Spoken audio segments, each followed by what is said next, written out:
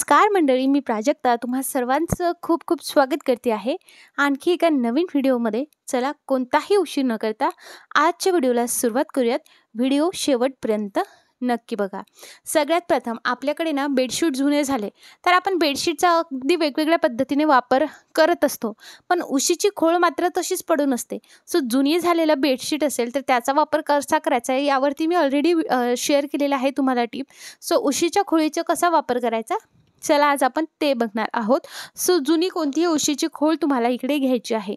याचा वापर आपण ॲज अ ऑर्गनायझर किंवा जसं की ड्राय बॅग आपली असते. आपण घातलेले कपडे अगदी आपल्याला वॉशिंग मशीनला लावायचं असलं तर आपण ड्राय बॅगमध्ये ठेवत असतो. So as a dry bag म्हणून तुम्ही त्याचा वापर करू शकता.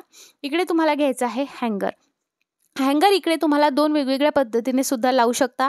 असं हँगर आत टाकून इथे जे आहे एक छोटासा होल करून यामधनं हँगरचं जे काही वरचं टोक आहे लटकवण्यासाठीचं ते तुम्ही बाहेर काढू शकता. ते परमनंट होऊ जाऊ शकतं किंवा मग एखादी टीप मारून घेऊ शकता किंवा मग हे आपल्याला धुताही गेलं पाहिजे म्हणून त्यासाठी मी ज्या तुम्हाला अजून 2 उपाय सांगणार आहे तशा पद्धतीने करा.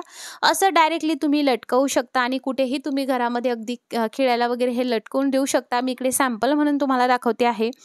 तर असं ॲज इट इज करू शकता किंवा मग तुम्हाला असं वाटलं की यामध्ये जर जास्तच सामान झालं तर मग ते कशा पद्धतीने खाली पडेल. सो त्यासाठी काय करायचं, अशा पद्धतीने वरच्या याच्यामध्ये घालायचं आणि वरच्या बाजूने 2 चिमटे जे आहे त्याला लावायचं. म्हणजे काय ते सिक्युअर होऊन जातं आणि जेव्हा तुम्हाला हे धुवायचं तेव्हा तुम्ही धुवू शकता. एकदम मस्त असं आपलं ऑर्गनायझर किंवा ड्राय बॅग तुम्ही म्हणू शकता ती तयार झालेली आहे. सो जेही कपडे असेल ते यामध्ये ठेवा. जबरदस्त ऑर्गनायझर तयार झालेला आहे. सो असा उपयोग नक्की करून बघा.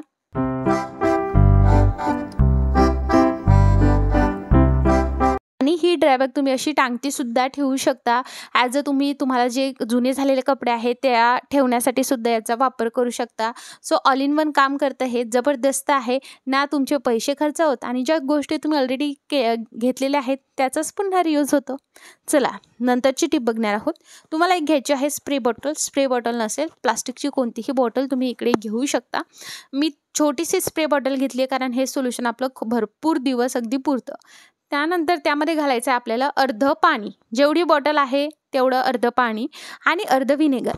म्हणजे काय याचं प्रपोर्शन जे असणार आहे ते 50-50 प्रपोर्शन असणार आहे. सो मी अर्धं पाणी घातले आणि अर्धं व्हिनेगर घातलेलं आहे. एकदम जबरदस्त असं क्लिनिंग सोल्युशन आपलं तयार होतं. हे सोल्युशन अजून कारगर बनण्यासाठी आपण यामध्ये घालत आहोत डिशवॉश लिक्विड. अगदी थोडंसं घालायचं आहे, जास्त घालायचं नाही आहे आणि हे सोल्युशन तयार झालेलं आहे. या सोल्युशनचा वापर तुम्ही क्लिनिंगसाठी जबरदस्त पद्धतीने करू शकता. एकदाच बनवून ठेवू शकता. तुमचा गॅस ओटा झाला ते साफ करण्यासाठी सुद्धा तुम्ही हे करू शकता. त्याचबरोबर आपल्या घरातील फर्निचर हे स्वच्छ राहावे त्यासाठीच हे सोल्युशन मी बनवलं आहे. पर्टिक्युलर आपल्या घरावरचे जे खिडक्या दरवाजे वगैरे असतात ते साफ करण्यासाठीच मी याचा वापर करणार आहे. सो काय करायचं आहे, आपल्याकडे जुना पुराणा सॉक्स असतो फेकून द्यायचा नाही, तो अशा पद्धतीने हातामध्ये घालायचा. हा जो काही आपण स्प्रे बनवलेला आहे हा स्प्रे आपला पूर्ण सॉक्सवरती अशा पद्धतीने आपला जे तळ हातावर जेवढा सॉक्स येतो ना तिथे हा पूर्ण स्प्रे मारून घ्यायचा. तुमचा हातसुद्धा ओला होत नाही. मेन म्हणजे तुम्हाला ज्या पद्धतीने साफसफाई हवी आहे अगदी तशीच होते कारण आपण हातानेच करणार आहोत. सो एकदम जबरदस्त आहे. जुन्या सॉक्सचा सुद्धा रियूज होतो. हे सोल्युशनसुद्धा जबरदस्त आहे. आपण यामध्ये व्हिनेगर घातलेलं आहे, पाणी घातलेलं आहे आणि त्याचबरोबर डिशवॉश लिक्विड घातले तर याने जो काही चिकट तेलकटपणा असतो तो निघण्यास सुद्धा मदत होते. सो हे सोल्युशन मी दरवाजे खिडक्या आणि घरातील फर्निचर साफ करण्यासाठी स्पेशली बनवलेलं आहे. सो तुम्ही सुद्धा अशा पद्धतीने करू शकता. त्याचबरोबर फ्रीज असेल, डिशवॉशर असेल, वॉशिंग मशीन असेल, हे सर्व साफ करण्यासाठी तुम्ही या सोल्युशनच्या अशा पद्धतीने हातामध्ये सॉक्स घालून नक्की वापर करून बघा.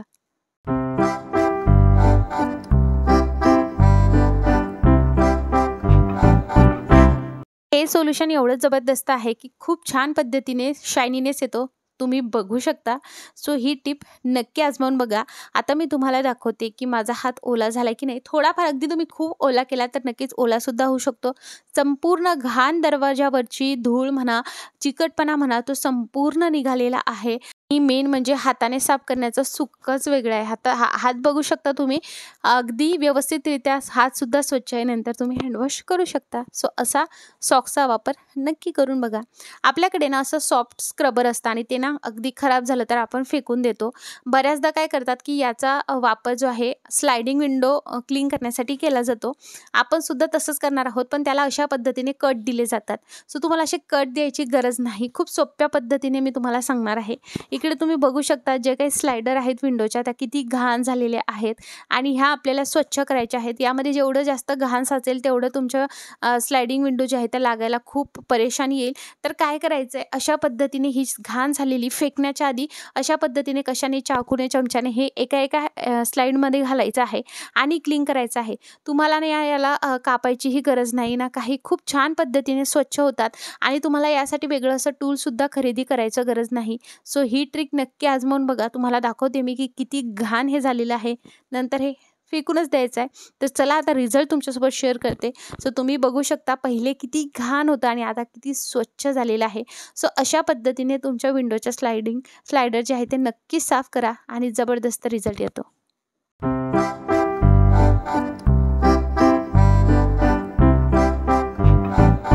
आय होप तुम्हाला ही टिप खूप आवडली असणार. नवीन असाल व्हिडिओला लाईक करा, चॅनलला सबस्क्राईब करा आणि बेल आयकॉन नक्की ऑल करा. आपल्याकडे ना अशी मॉस्किटो रिपेलंट मशीन असते आणि याचं लिक्विड संपल्यानंतर खरंच तर या मशीनचा काहीच उपयोग होत नाही. पुन्हा लिक्विड आणलं की मग रियूज होतो. पण त्याचा वापर मी खूप छान पद्धतीने आज तुमच्यासोबत शेअर करणार आहे. तुम्हाला काय करायचं आहे, ही डायरेक्टली विदाऊट लिक्विड लावायची. त्याच्यावरती तुम्हाला अशा पद्धतीने कापूरच्या गोळ्या ठेवायच्या आहेत. काय होईल, जेव्हा आपण ही मशीन ऑन करणार आहोत तेव्हा तिचं वरचं जे आहे तिथून हीट क्रिएट होईल आणि त्या हीटमुळे तिथला जो काही कापूर आहे तो मेल्ट होईल. खूप जबरदस्त असा स्मेल आपल्या घरामध्ये येतो. एकदम पॉझिटिव्ह एनर्जी येते. तुम्हाला असं कोणतंही ॲरोमा डिफ्युजर घ्यायची गरज नाही. अशा पद्धतीने फक्त तुम्हाला 1 ते 2 कापूरच्या गोळ्या ह्या यावरती ठेवून द्यायच्या आहेत. त्या बरोबर अलगद गरम झाल्यानंतर मशीन अगदी व्यवस्थित मेल्ट होतात आणि संपूर्ण घरामध्ये अगदी कापूरचा सुगंध दरवळतो. तुम्ही बघू शकता मी इकडे अगदी 5 मिनिटांनी बघते तर कापूरच्या गोळ्या ह्या मेल्ट झालेल्या आहेत. सो मॉस्किटो रिपेलंट मशीनचा असा वापर नक्की करा आणि नंतर आवर्जून मशीन बंद करायची आहे. चला नंतरची टिप बघूया. आपल्याकडे ना जुने पुराणे सॉक्स तर असतात आणि मग त्यांचा वापर झाला तर आपण ते ॲज इट इज फेकून देतो. सो पण त्याचा वापर ना आपण साफसफाईसाठी खूप छान पद्धतीने करू शकतो. तो कसा, तेच मी तुमच्यासोबत शेअर करणार आहे. सो तुम्हाला काय करायचं आहे, एक सॉक्स घ्यायचा आहे. लंबा घेतला तर खूप छान. जे काही अँकल लेंथ असतात ते नका घेऊ, लंबे घ्या म्हणजे आपला जो पूर्ण सरफेस आहे ना तो जास्त कव्हर होईल. त्यानंतर तुम्हाला घ्यायचा आहे झाडू आणि झाडूमध्ये तुम्हाला हा सॉक्स पूर्ण अशा पद्धतीने घालून घ्यायचा आहे. बिलकुल झाडूला काहीच होत नाही आणि झाडूला एक ॲज अ कव्हर म्हणून सुद्धा तयार होतं. आपलं टूल अगदी काही झंझट न करता तयार झालेलं आहे. किती छान. अगदी पूर्ण अर्ध्या इथपर्यंत झाडूच्या अगदी तो सॉक्स पूर्ण जातो. आता याचा वापर कशासाठी करावा हा प्रश्न तुम्हाला नक्की पडला असेल. तर चला, काय होतं बऱ्याचदा आपल्या घरामध्ये ना असे फर्निचर असतं आणि आपल्या घरामध्ये असं आपण यामध्ये झाडू घालायचं म्हटलं किंवा पुसूनी घ्यायचं म्हटलं तर आपला हात जात नाही किंवा बऱ्याचदा झाडूसुद्धा जात नाही आणि झाडू जरी गेला तर झाडूचे जे काही पाते आहेत ते अस्तव्यस्त होतात. सो तसं नको व्हायला म्हणून बघा, तुम्हाला अशा पद्धतीने तुमच्या फर्निचर खाली खूप धूळ वगैरे साचली असेल ते काढण्यासाठी खूप बढिया आहे. आता तुम्ही अशा पद्धतीने केल्यानंतर जर तुम्हाला हे पुसून घ्यायचं असेल तर सॉक्स ओला करायचा आणि पुसून घ्यायचं. खूप छान पद्धतीने हे स्वच्छ होतं. मी हे अगदीच आता स्वच्छ केलं त्यामुळे एवढी तुम्हाला धूळ दिसत नाही, पण संपूर्ण धूळ निघते.